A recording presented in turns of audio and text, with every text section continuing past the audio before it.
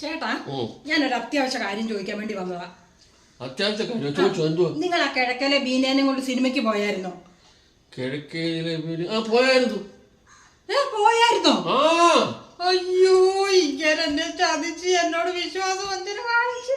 അയ്യോ, ഞാനിതെങ്ങനെ സഹിക്കും? എന്താ കാര്യം? നീ ഇത്ര കരയുന്നേ?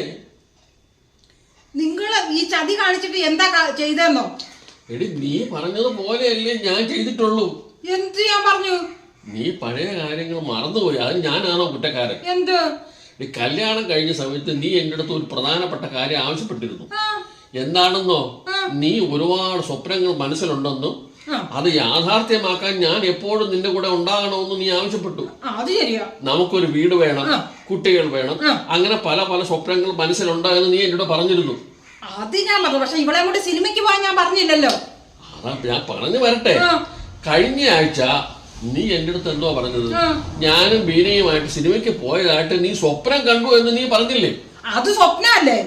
അപ്പൊ സ്വപ്നങ്ങൾ യാഥാർത്ഥ്യമാക്കുക എന്നുള്ളതല്ലേ എന്റെ കടമ. ഞാൻ അതല്ലേ ചെയ്തിട്ടുള്ളൂ. അയ്യോ,